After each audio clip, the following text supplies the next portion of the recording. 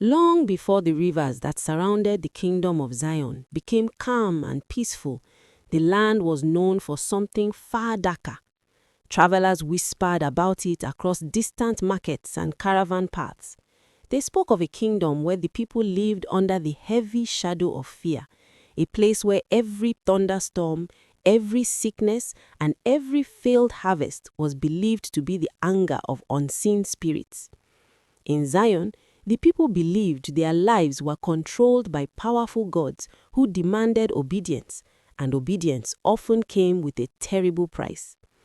At the center of this belief stood a woman feared by all, Oracle Zareth, the high priestess of the spirits. Draped in ceremonial robes decorated with bones, beads, and sacred symbols, she was believed to be the voice of the ancient gods. Whenever the wind howled across the mountains or the crops began to fail, the people gathered in the temple courtyard where burning torches flickered against stone walls. There, Oracle Zareth would lift her carved staff toward the sky and declare the will of the spirits. And more often than not, the message was the same: the gods demanded blood. For generations, the kingdom obeyed without question. Young virgins were chosen from among the people, prisoners were sacrificed beneath sacred altars, and sometimes even slaves were buried alive to satisfy the spirits. Many wept, but none dared challenge the tradition, because the elders warned that questioning the gods could bring destruction upon the entire land. Even King Jadon, ruler of Zion, bowed his head before the oracle. Though he wore the crown and commanded the kingdom's armies, he feared the anger of the spirits more than he feared enemies beyond his borders. His palace stood high above the village square, but the power of the throne was nothing compared to the fear the people had for the temple of the spirits. Yet, inside the palace lived one soul whose heart struggled against the darkness surrounding the kingdom. Princess Rose, the daughter of King Jadon, was known for her kindness and her quiet wisdom. Unlike the nobles who celebrated the festivals of sacrifice, she often watched the ceremonies with troubled eyes. As a child, she had asked her father a question that no one else dared to speak aloud. If the gods truly loved the kingdom, why did they demand the blood of the innocent? The king had no answer. Instead, he warned her never to speak such thoughts again. The elders said the spirits listened to every word spoken in doubt. Still, the question never left her heart. Night after night, she watched the fires burning in the temple courtyard and wondered if the kingdom had mistaken fear for faith. But in Zion, doubt was dangerous, and even a princess could not openly challenge the ancient customs that ruled the land. For many years, the kingdom continued its rituals, believing that every sacrifice kept disaster away, until one storm-filled night when a prophecy from Oracle Zareth would change the fate of Zion forever. On that night, the winds roared across the hills and dark clouds swallowed the moon. The royal court had gathered in the great hall of the palace when the heavy doors burst open and Oracle Zareth entered with a presence that silenced the room. Her eyes burned with intensity as she approached the throne of King Jadon. The court fell to their knees, for whenever the oracle arrived unannounced, it meant the spirits had spoken. Raising her staff high above her head, she declared that the gods had revealed a terrible vision. According to the spirits, a great enemy was rising beyond the distant seas, an enemy strong enough to bring destruction upon Zion. Only a powerful sacrifice, she said, could protect the kingdom from this coming storm. The hall grew cold as the oracle revealed what the gods demanded. 2 twin maidens born in the southern villages were to be offered as a sacred sacrifice before the next sunrise. The moment the words left her lips, whispers of fear spread across the court. Everyone knew that refusing the spirits was unthinkable. The king, trembling under the weight of tradition and fear, gave the order for the guards to search the villages. Messengers rode into the night carrying the command of the throne. By midnight, they had found the children the oracle had spoken of, 2 young sisters whose laughter had once filled their small home with joy.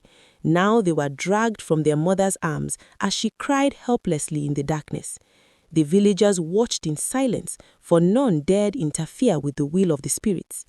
The girls were taken toward the temple courtyard, where torches burned and drums echoed through the night. But hidden among the shadows of the gathering crowd stood a young warrior whose heart burned with anger at what he was witnessing. His name was Kairo, a hunter known across Zion for his courage and skill in the forest beyond the kingdom walls. Yet what he felt in that moment was not the courage of battle. It was something deeper, something that rose within him like a fire that refused to be extinguished. As the guards forced the terrified twins toward the altar, Kairo stepped forward into the torchlight. The drums slowed, the crowd gasped, and in that moment, for the first time in the history of Zion, someone dared to stand between the kingdom and the will of the gods. The square fell into stunned silence the moment Kairo stepped into the circle of firelight. The guards who escorted the twins froze, unsure whether to strike him down or wait for the command of the priests. Around them, the villagers stared in disbelief, their faces lit by the flickering glow of the torches that surrounded the sacred altar. Never in living memory had anyone openly challenged the rituals of Zion. The drums that had once thundered with ceremonial pride now faded into uncertain echoes. Cairo's eyes moved slowly across the crowd until they settled on the frightened faces of the two young girls. Their hands trembled as the ropes that bound them cut into their wrists. They could not have been more than 12 years old. The fear in their eyes stirred something fierce within him, a deep conviction that what was happening before him was terribly wrong. For years, he had watched the sacrifices with silent anger, but like everyone else in Zion, he had buried his doubts beneath the weight of tradition and fear. Yet tonight, seeing the twins standing helpless before the altar, something inside him refused to remain silent. Taking another step forward, Kairo raised his voice so that every person in the square could hear him. He declared that no true God would demand the blood of innocent children. Gasps rippled through the crowd like a sudden wind. Some covered their mouths in shock, while others stepped back as though lightning might strike the young warrior where he stood. The priests glared at him with fury, their painted faces twisting with anger. One of them shouted that the spirits would curse the land for such blasphemy. But Kairo did not move. The firelight danced across his determined expression as he stood between the guards and the twins. For a moment, even the temple drum stopped completely, leaving the square wrapped in an eerie silence. Then, one of the guards lunged forward to seize him. What happened next unfolded so quickly that many in the crowd could barely follow it. Kairo moved with the speed of a seasoned hunter. With a single motion, he knocked the guard's spear aside and pushed him backward. Another guard rushed toward him, but Kairo's strength sent the man stumbling into the dust. The villagers gasped as chaos erupted around the altar. The priests shouted for the soldiers to capture him, yet none expected such fierce resistance. Seizing the moment, Kairo cut the ropes binding the twins and urged them to run. For a heartbeat, the girls hesitated, stunned by the sudden chance for freedom. Then they turned and fled into the darkness beyond the torchlight, disappearing between the narrow paths that led through the village. By the time the guards regained their footing, the twins were gone. The square erupted into shouting as soldiers scrambled to pursue them, but Kairo had already stepped back, placing himself directly between the altar and the path the girls had taken. The priest screamed that he had defied the gods and that the spirit would demand his blood in return. Yet, even as the soldiers surrounded him, Kairo's expression did not change. He knew that by freeing the twins, he had crossed a line that could never be undone. In that moment, he was no longer simply a hunter of Zion. He had become an enemy of the kingdom's most sacred tradition. News of the rebellion spread through Zion like wildfire before the night had even ended.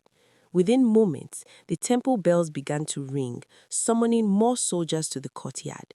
The priest demanded that Kairo be seized and executed immediately, declaring that the spirit would unleash terrible judgment upon the kingdom if the offender escaped. But the young warrior had no intention of surrendering. Using the confusion of the crowd, he pushed through a narrow path between the villagers and raced toward the outskirts of the settlement.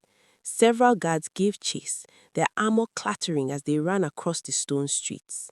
The sounds of shouting and pounding footsteps echoed through the sleeping village as doors swung open and frightened citizens peered into the night. Kairo darted through narrow alleys and climbed over wooden fences, moving with the agility of a man who knew every corner of the land. Yet the palace guards were many, and their torches burned brightly behind him as they followed his trail. Before long, the chase reached the outer fields where the farmland gave way to thick forest. Kairo knew the woods well. He had hunted there since childhood. But even the familiarity of the trees could not hide the truth that he was now a hunted man. As he ran deeper into the darkness, the sounds of pursuit slowly faded behind him. At last, when the forest had swallowed all signs of the kingdom, he slowed and leaned against a large tree, his breath heavy from exhaustion. The night air was cold, and the weight of what he had done began to settle upon his shoulders. By saving the twins, he had challenged the very gods the kingdom believed protected them. Zion would never forgive such an act. The priest would hunt him without mercy, and the king himself would likely declare him an outlaw. Yet, even as these thoughts filled his mind, Kairo felt a strange sense of peace growing within him. For the first time in his life, he had followed the voice of his own conscience instead of the commands of fearful traditions. Still, his body was weary from the long escape. Hours passed as he wandered deeper into the forest, unsure of where he should go next. Eventually, his strength failed him. Stumbling through the darkness, he collapsed beside a narrow path used by traveling hunters. The last thing he saw before losing consciousness was the faint glow of dawn beginning to touch the horizon. He did not know it yet, but this moment would mark the beginning of a journey far greater than he had ever imagined. A journey that would lead him away from the kingdom of blood and toward a truth powerful enough to challenge the very spirit Zion feared.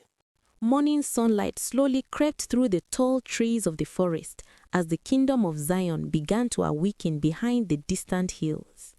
In the palace, however, the mood was far from peaceful. Word of the previous night's rebellion had already reached the royal court. Guards who had chased the fugitive returned with empty hands and fearful faces. In the temple courtyard, Oracle Zareth stood before the sacred altar, her staff planted firmly in the earth as priests surrounded her in restless silence. The flames of the altar fires burned brighter than usual, as though the spirits themselves were angered by what had happened. Never before had a sacrifice been interrupted. Never before had someone dared to defy the gods in front of the entire kingdom. The oracle's voice rose above the murmuring priests as she declared that the spirits were furious. According to her, the escape of the twins had angered the ancient powers that protected Zion. Unless the offender was captured and punished, the kingdom would suffer terrible consequences. Drought would come, sickness would spread, enemies would rise against their borders. Fear quickly spread among the elders and nobles who stood nearby. Many believed the oracle without question, for the people of Zion had lived under the rule of fear for generations. King Jadon sat heavily upon his throne as he listened to the warnings. Though he was a man who commanded warriors and governed the land, the words of the oracle made even him uneasy. Finally, he gave the order that Kairo must be captured before sunset. Soldiers were sent across the land with one command: the young hunter who defied the spirit must be brought back alive to face judgment before the altar. Meanwhile, far from the palace and the temple fires, Kairo remained unconscious where he had fallen beside the forest path. The rising sun filtered through the leaves above him, warming the ground where he lay. Hours passed before the sound of approaching footsteps broke the quiet of the woods. A group of travelers moved along the narrow trail, speaking softly among themselves. They were hunters returning from distant lands, but they were unlike the hunters of Zion. Instead of carrying ritual charms or symbols of the spirits, they wore simple clothing and carried small wooden crosses around their necks. When they noticed the motionless figure lying beside the path, they hurried forward with concern. One of them knelt beside Kairo and checked his breathing. Though weak and exhausted, he was still alive. The men quickly lifted him and carried him with them deeper into the forest, where a small mission settlement stood hidden among the trees. It was a peaceful place, far removed from the traditions of the kingdom. There were no altars stained with blood, no priests shouting commands from angry spirits. Instead, the air was filled with quiet voices and the gentle sound of prayer. When Kairo finally opened his eyes, he found himself lying on a wooden bed inside a simple hut. His body ached from exhaustion, but the first thing he noticed was the calmness of the place around him. A gray-haired man stood nearby, watching him with a warm and patient expression. The man introduced himself as Father Elias, a servant of the Most High God. At first, Kairo struggled to understand what he meant. The gods he had known all his life demanded sacrifices and obedience through fear. But this man spoke of a God who loved people and desired mercy instead of blood. As the hours passed, Father Elias and the others cared for Kairo and listened to his story. They told him about Jesus Christ, the Son of the living God, who had given his own life so that no other human sacrifice would ever be required again. The words sounded strange to Kairo's ears, yet something about them stirred a deep curiosity within him. Could there truly be a God who did not demand the death of the innocent? Could there be a power greater than the spirits that ruled Zion through fear? For the first time in his life, Kairo began to wonder whether the darkness that had ruled his kingdom for generations was built upon a terrible lie. For several days, Kairo remained in the quiet settlement, hidden within the forest, slowly regaining his strength while listening to the teachings of Father Elias and the believers who lived there. Each evening, they gathered in a small wooden chapel where soft voices rose in prayer, not in fear but in hope.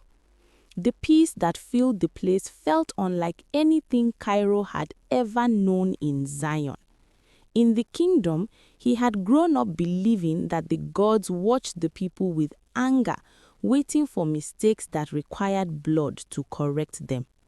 But here, the followers of Christ spoke of a God who forgave sins, healed broken hearts, and offered life instead of death.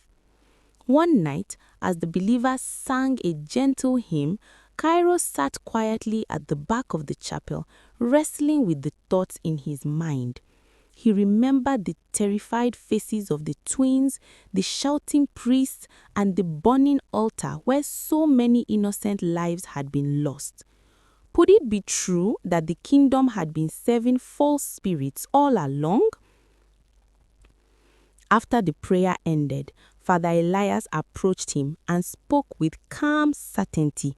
He explained that Jesus Christ had come into the world to break the chains of darkness and to set people free from fear and deception. No longer would humanity need to offer sacrifices because Christ himself had become the final sacrifice for all. The words struck Kairo with unexpected power. For the first time, the anger and confusion he had carried for years began to make sense. The innocent were never meant to die for the sins of others. The gods of Zion were not protectors, they were chains that had bound the people in fear. With a heavy breath, Kairo bowed his head and prayed with Father Elias, asking Jesus Christ to forgive his sins and guide his life. When he lifted his eyes again, something inside him had changed. The restless anger that had once driven him was replaced by a deep and steady peace. But the peace did not mean his journey was finished. In the days that followed, a new thought began to grow within him, an idea that stirred his heart with both courage and concern. If the truth he had discovered was real, then the people of Zion were still living in darkness. Princess Rose still watched the sacrifices with troubled eyes. The villagers still feared spirits that demanded blood. Even the king himself remained trapped by traditions built on fear. One evening, as the sun sank behind the forest hills, Kairo stood outside the chapel and spoke to Father Elias about the burden on his heart. He believed that God was calling him to return to Zion. The mission settlement had offered him safety, but his people needed freedom more than he needed peace. Father Elias listened carefully and then placed a hand on his shoulder. He told Kairo that the light of truth often shines brightest in the darkest places, and sometimes God chooses ordinary people to carry that light. After several days of prayer and preparation, Kairo began the journey back toward the kingdom he had once fled. The road ahead would not be easy. The priest would see him as an enemy.